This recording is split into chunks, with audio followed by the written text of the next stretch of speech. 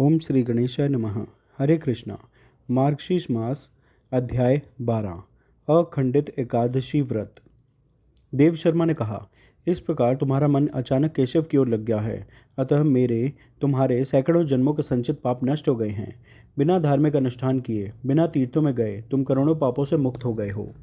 क्योंकि तुमने आतिथ्य और भक्ति के साथ मेरा स्वागत किया है, इसलिए तुम्हें हरि का लोक प्राप्त हुआ है। उस पुण्य के बल से ही तुम्हारा मन इस प्रकार प्रवृत्त हुआ है। मैंने इस पर ध्यान और मनन किया है, इसलिए तुम्हारे पूर्व जन्मों के कर्म ज्ञात हो गए हैं। एक बार पूर्व जन्म में तुम अवंती में ब्राह्मण थे। तुम सदाचार और धर्म परायणता में लीन थे। तुम हमेशा वेदों का अध्ययन करने की आदत रखते थे। तुम सदाचारी थे। तुम हमेशा धार्मिक अनुष्ठान करते थे। एक बार तुमने द्वादशी व्रत किया, यद्यपि दशमी तिथि एक साथ थी। उस पाप के कारण तुम्हारे सारे पुण्य नष्ट हो गए। शूद्र स्त्री के पति ब्राह्मण के समान सब व्यर्थ हो गया। तुमने हजारों वर्षों तक नरक में यातनाएं सही, इसलिए तुमने बहुत समय तक अनेक पाप किए। तुमने महान आत्मा वाले भगवान विष्णु की तिथि दशमी तिथि के साथ मनाई, इसलिए तुम शूद्र के रूप में पैदा हुए और तुम्हारा मन पाप कर्मों की ओर चला गया। द्वादशी तिथि के एक साथ होने से जो मन मलिन हो जाता है, वह पुण्य और धर्म में रुचि नहीं लेता। हे प्रिय, तुम्हारी पुत्री का पुत्र विदर्भ नगर में है। हरि ने शास्त्रों में बताए अनुसार एकादशी व्रत किया है। अखंड एकादशी व्रत का पुण्य उन्होंने तुम्हें दिया था, इसलिए तुम्हारा मन पुण्य की ओर लग गया और पाप नष्ट हो गए। उस पुण्य और एकादशी व्रत के प्रभाव से यम ने दशमी का पाप मिटा दिया। 10,000 जन्मों में किए गए सभी पाप और इस जन्म का पाप अब यम ने स्वयं मिटा दिया है। जब वे दोनों इस प्रकार बातचीत कर रहे थे, तभी विश्वक्सेन वहां आए। हे निम्न कुल, आपका स्वागत है। मैं जनार्दन आपसे प्रसन्न हूँ। ब्राह्मण के पति, आपके आतिथ्य के कारण आपका पाप नष्ट हो गया है। हे शूद्र, एकादशी व्रत के फलस्वरूप दूसरे के द्वारा अर्पित पुण्य से तुम्हारा दशमी तिथि के संयोग से हुआ पाप नष्ट हो गया है। व्रत करने के पश्चात तुम्हारे पौत्र ने तुम्हें पुण्य प्रदान किया है, इसलिए तुम्हारा उद्धार हुआ है। हे परम सौभाग्यशाली, तुम अपनी पत्नी सहित इस गरुड़ पर सवार हो जाओ। ऐसा कहकर देवों के देव ने तुम्हें हवाई रथ पर बिठाया। हे श्रेष्ठ राजन, वहाँ से आप शूद्रत्व के कारण स्वर्ग गए। देव शर्मा नामक ब्राह्मण महान तीर्थ प्रयाग में गया। इस प्रकार आपने जो कुछ पूछा था वह सब आपको कह सुनाया गया है। अखंड एकादशी के पुण्य तथा आतिथ्य के कारण आपको यह पत्नी प्राप्त हुई जो भगवान विष्णु की भक्ति से युक्त है, तथा ऐसा राज्य मिला जिसमें सभी शत्रु मारे गए। राजा ने कहा, हे ब्राह्मण, भगवान विष्णु को प्रसन्न करने के लिए मुझे अखंड एकादशी की विधि बताइए। मुझे आपकी कृपा प्राप्त होनी चाहिए। ऋषि ने कहा, हे राजाओं में श्रेष्ठ, एकादशी की उत्तम विधि सुनो। इसे भगवान विष्णु ने पहले नारद को सुनाया था। मैं तुम्हें वह सुनाऊंगा। मैं उस उत्तम उद्यापन संस्कार व्रत के बाद समापन संस्कार का वर्णन करूंगा। हे पुरुषों में श्रेष्ठ, इस उत्तम व्रत अखंड एकादशी को मार्गशीर्ष तथा अन्य महीनों में द्वादशी के दिन करना चाहिए। दशमी के दिन उसे नक्त भोजन करना चाहिए। उसे एकादशी के दिन उपवास करना चाहिए। द्वादशी के दिन उसे एक बार भोजन करना चाहिए। इसे अखंड कहते हैं। नक्त शब्द से हमारा तात्पर्य दिन के 8वें भाग से है, जब सूर्य बहुत मंद हो जाता है। भोजन उसी समय किया जाता है, रात्रि में नहीं। जो व्यक्ति भगवान विष्णु का भक्त है, उसे दशमी के दिन निम्नलिखित 10 चीज़ों से बचना चाहिए। बेल धातु के बर्तन में भोजन, मांस, मसूर की दाल, चना, कोद्रव नामक अनाज, साग, शहद, पर पुरुष का भोजन, उसके बाद का भोजन और संभोग। यह विधि दशमी के दिन के लिए है। एकादशी की विधि सुनो। एकादशी के दिन भगवान विष्णु के भक्त को इन 10 कामों से बचना चाहिए। बार बार पानी पीना, हिंसा, गंदी आदतें, झूठ बोलना, पान चबाना, दांत साफ करने के लिए टहनियाँ, दिन में सोना और मैथुन करना, पासा खेलना, रात में सोना और पतित व्यक्तियों से बातचीत करना। वह इस मंत्र को दोहराएगा, आज मैं अपनी पत्नी का भोग नहीं करूँगा। हे केशव, मैं आज भोजन नहीं करूँगा। हे देवों के स्वामी, मैं आपको प्रसन्न करने के लिए दिन रात संयम रखता हूँ। जब इंद्रियां सो जाती हैं तो शोक और क्लेश होता है। भोजन और मैथुन का संयम होता है। भोजन के कण दांतों के बीच में चिपक सकते हैं। हे पुरुषोत्तम, क्षमा करें। उपवास शब्द का सामान्यतः अर्थ उपवास करना होता है, परंतु वास्तव में इसका अर्थ है वह पापों से विरत है और उसका निवास अच्छे गुणों के साथ है, अर्थात उनका पालन करता है। इसका अर्थ शरीर का सूख जाना नहीं समझना चाहिए। द्वादशी के दिन विष्णु के भक्त को पूर्वोक्त 10 वस्तुओं के साथ साथ परान्न, दूसरे लोगों का भोजन और मधु, शहद या मदिरा का भी त्याग करना चाहिए। उसे मर्दन आदि लेप आदि का प्रयोग से भी बचना चाहिए। वह इस मंत्र को दोहराएगा, आज मैं पुण्यदायी और पवित्र द्वादशी का व्रत कर रहा हूँ। यह पवित्र और पापों का नाश करने वाली है। मैं अपना व्रत तोड़ता हूँ। हे गरुड़ प्रतीक भगवान, प्रसन्न हो। विष्णु को प्रसन्न करने के लिए मैंने संयम और व्रत का सहारा लिया है। आपकी कृपा से मैं आज एक श्रेष्ठ ब्राह्मण को भोजन कराऊंगा। वर्ष पूरा होने तक उसे इसी विधि से व्रत करना चाहिए।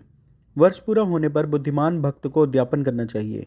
स्मरण रहे कि व्रत का उद्यापन आरंभ में, मध्य में तथा अंत में भी होता है। जो उद्यापन नहीं करता वह अंधा तथा कोढ़ी हो जाता है। अतः भक्तों को अपनी क्षमता तथा सामर्थ्य के अनुसार उद्यापन करना चाहिए। यह उद्यापन मार्गशीर्ष मास के शुक्ल पक्ष में 12 ब्राह्मणों को आमंत्रित करके किया जाता है, जो इस विधि के विशेषज्ञ होते हैं। 13वें आचार्य होने चाहिए जो विधि के विशेषज्ञ होते हैं। उन्हें उनकी पत्नी सहित आमंत्रित करना चाहिए। व्रत के प्रायोजक को पवित्र स्नान कराना चाहिए। उसे शरीर और मन से शुद्ध होना चाहिए। उसे श्रद्धा रखनी चाहिए। उसे अपनी इंद्रियों पर विजय प्राप्त करनी चाहिए। उनके पैर धोकर, उन्हें अर्घ्य, वस्त्र आदि देकर उसे आचार्य तथा अन्य लोगों का विधिपूर्वक सम्मान करना चाहिए। फिर आचार्य एक चक्र, कमल या सर्वतोभद्र के आकार का एक रहस्यमय चित्र बनाता है, जिसमें चमकीले रंग के चूर्ण होते हैं। वह वहाँ एक बर्तन रखता है जिसे सफ़ेद कपड़े से ढका जाता है। यह कपूर और काले घृत से सुगंधित जल से भरा होना चाहिए। बर्तन में 5 विभिन्न प्रकार के कीमती पत्थर और 5 कोमल अंकुर डाले जाते हैं। एक तांबे के बर्तन को लाल कपड़े से लपेटा जाता है और उसके चारों ओर फूलों की माला भी डाली जाती है। फिर इसे मंडल रहस्यमय चित्र पर रखा जाता है।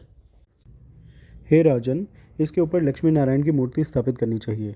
मूर्ति एक कार्श, लगभग आधा औंस वजन के सोने से बनी होनी चाहिए। इसमें वाहन और हथियार होने चाहिए।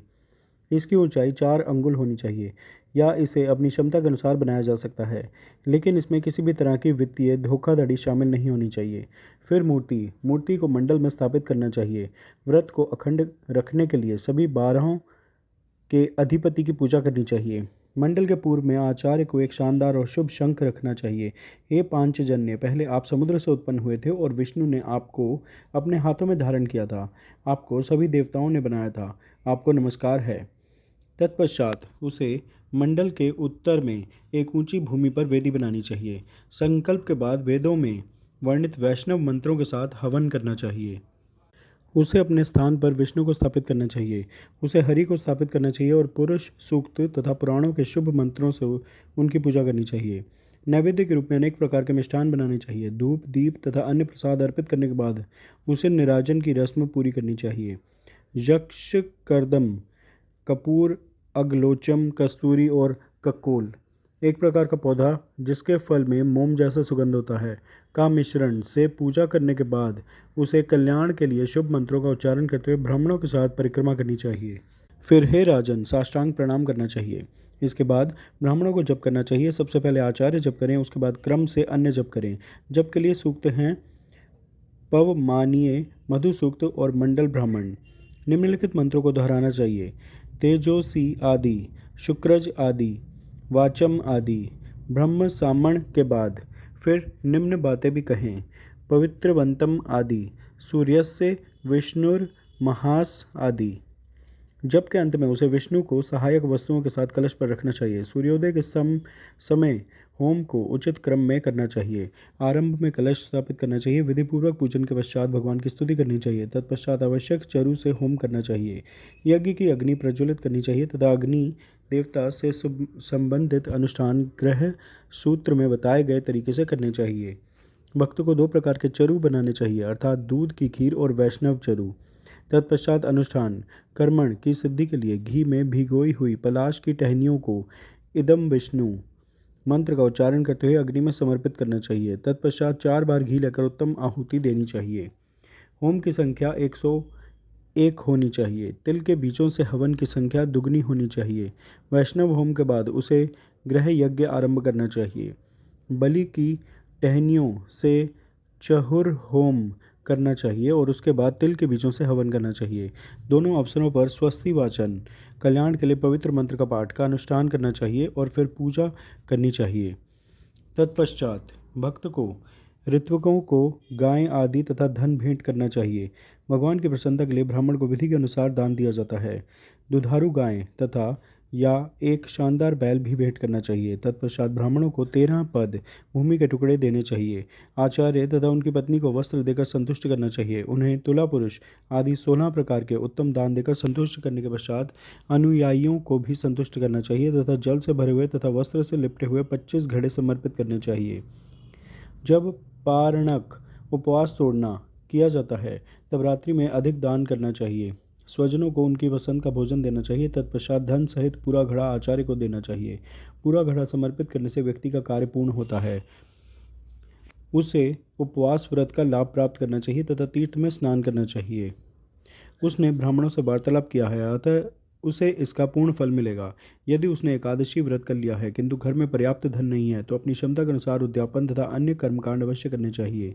इस प्रकार अखंड एकादशी व्रत की पूरी कथा तुम्हें सुनाई गई है। मार्गशीर्ष महात्म कथा में अध्याय 12 पूर्ण हुआ। आप सब प्रेम से मेरे साथ बोलिए, जय श्री हरि विष्णु भगवान, जय महालक्ष्मी माता।